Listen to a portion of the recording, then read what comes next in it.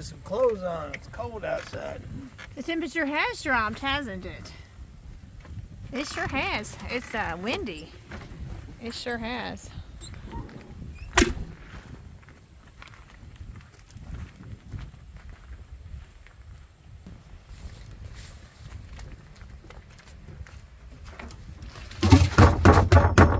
So what a good truck driver does is empty his trash.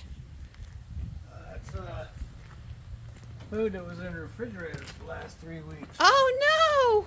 Are you serious? Yep. Tell me about that light that you're holding. Show it to us. What is it? Why do you have it? Why do I have it? Because the overhead lights in this thing suck. And they always have. I remember back in the 90s when I drove these FLDs. You can't see nothing when you're in there. So that's considered a hood light? That's called a hood light? Yeah, it's a hood light. Well, you got your winter hat on and everything. Yeah, it's cold out here. Yeah, it's beginning to feel like October. It's October the 7th. We've had 7 days of October now. Already a week. All right, Stephen, kind of give us the rundown on this Saturday, October the 7th. What's going on? Well, I'm leaving out tomorrow to load up Monday in Peevely. I took a load. I was on the load board. I started Wednesday morning at 7 a.m. and I watched it until 5 o'clock p.m. all day Wednesday. Called many phone calls. Couldn't get anybody above 2 something a mile. Just the rate was really bad. So I did that on Thursday. And then Friday at the very end of the day, after making phone calls and so on, I ended up, I got to do something. I've spent over 10 grand in the last 2 months working on this truck, and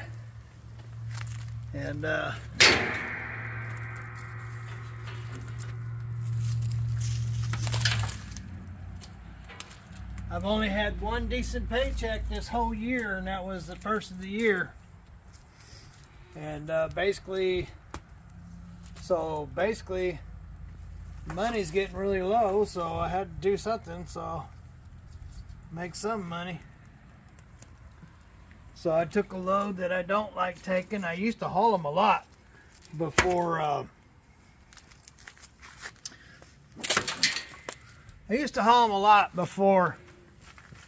the what would you call it, the extradition, or when people move out of a place. Exodus? Yeah, before the exodus of California and the other blue states going to Florida, before the Biden selection. So people have moved over to Florida. It's really populated down there, and the roads they've always been busy, but they're way busy now. So going down 75 through Atlanta, down into Florida, it's a lot of traffic. And so anyway, I don't like taking them loads down there. For one, when you go all the way to Hialeah, Florida, and then you get down there and get unloaded, there's nothing down there. They want you to haul stuff out of there for 5 cents a mile. I know that's a hyperbole, an exaggeration, but it's you have to deadhead all the way up to middle of Georgia or Alabama before you get a load. So 700 miles before you can find a load. So I know I didn't like taking it, and the load is actually $700 less than what I used to haul it for. Plus inflation has tripled everything. So really not making a whole. If I'm fortunate, I might come out of it with $1,000 to the good for a paycheck next week. Because by the time I get down there and get unloaded, I'll be looking for a load for next week. So that's about all I'll make for my efforts. This is Sunday, and I'm leaving out So I'll be, yeah, $1,000 for a week. That's pretty piss poor for an owner operator.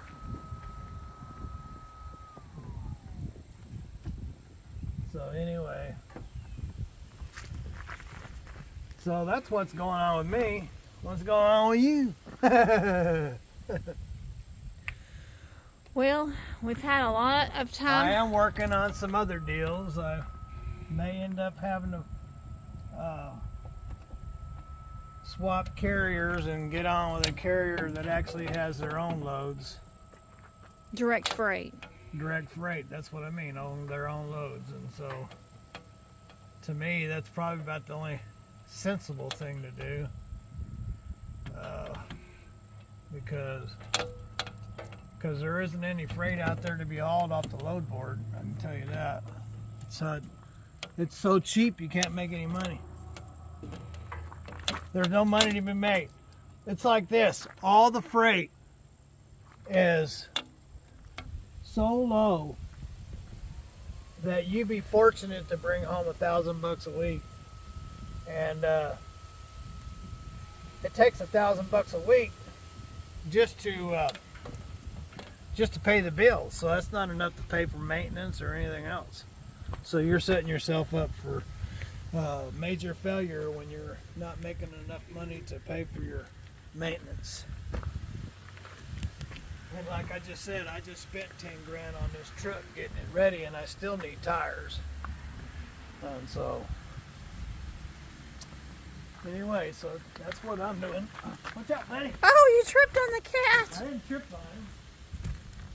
And the cat's name is actually October. So this tag, let's see if Cat. it stayed on there.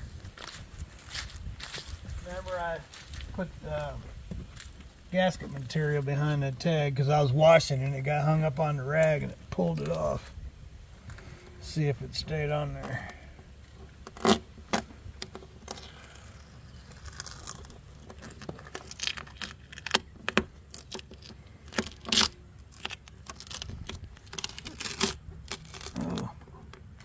Uh-oh.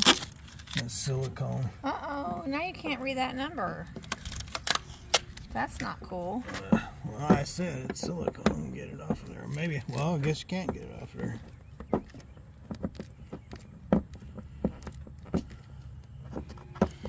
Well, it made it stay on there. You made it stay on there, but now you can't read your inspection label number.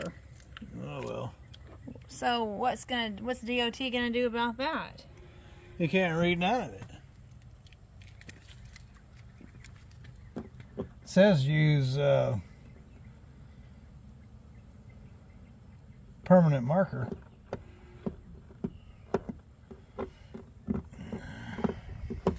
Well, that stuff stayed pretty good, didn't it? Yeah, it did.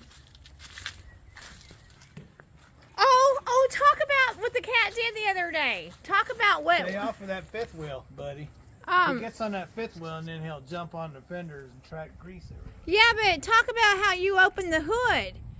You opened the hood and there he was, like, on the motor.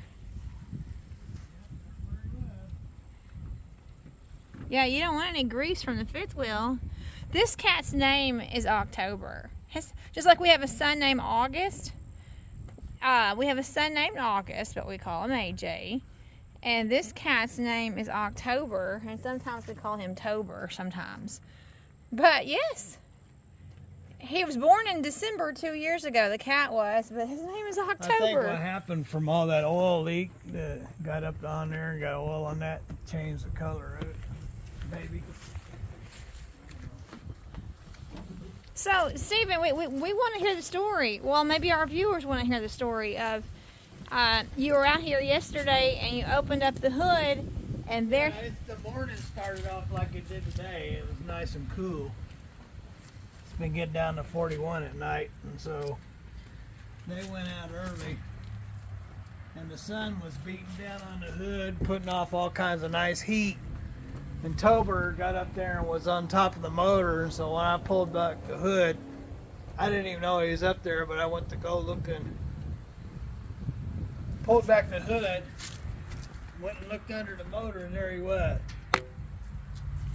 And I said to you, how did he get underneath there? And you said, What did I say? You said he's a cat. That's right. Yeah. Cats can get any and everywhere. Well, I don't. That stuff hardened pretty good. It don't want to come off there. So, every time you leave out, we need to make sure the cats are where we don't. You don't want to have an incident. You always beat on the hood when you have cats. If you don't, when you start it up, you might kill them. Tell them about Su Ling. Well, we had 2 cats. There was one cat. Not we as in us, but when you were a child. We had 2 cats back when I was a kid. The neighbor started up his Firebird, 69 Firebird, and chewed up a cat in his fan motor. And then we had a cat named Su Ling who was up on top of the motor staying warm, and started it up, and you can hear, and my dad ripped it up, and it sounded like a siren, so he shut it off. Or no, we actually opened the hood, and there was Su Ling hanging on the battery, and the fan had ripped all of her hair off of her back, and so shut off the motor, and she fell out. She was a gunner. Chewed her all up. That's terrible. That's terrible, isn't it, October? We don't want anything like that to happen to you. But they do. They'll get up there to stay warm. So if you got cats, you gotta always make sure you bang on the hood. Give them a chance to get out before you go starting it up. That dug right into it. I better leave it alone. If they say anything about it, I guess I'll just have to peel it off. So it's got the last 3 numbers, 59 and 5. So DOT looks at this then? Yeah, it goes with your inspection. Oh, and if they can't read it, that's bad.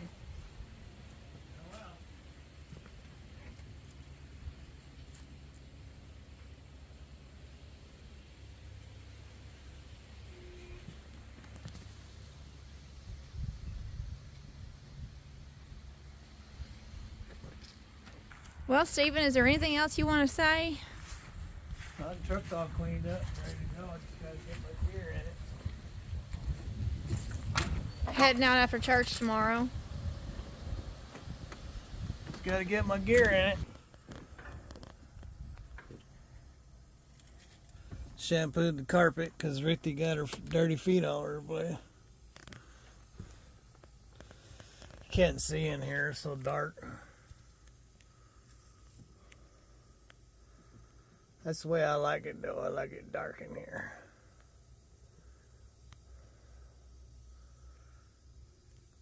You know why I like it dark? You ask why? Because if it's dark in here, it makes it easy for me to see out there, see?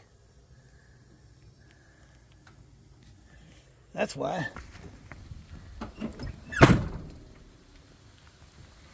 Well, it's chilly out here today. My nose is cold. Here, feel my nose. Is that an Eskimo kiss? Yeah, got a cold nose. Anyway, ladies and gentlemen, after church tomorrow, I'm out of here. Head up to Peevely, get a good night of sleep, load up, and head on to Florida. God bless. Have a wonderful day. Got my ABS fixed, got the oil leak fixed.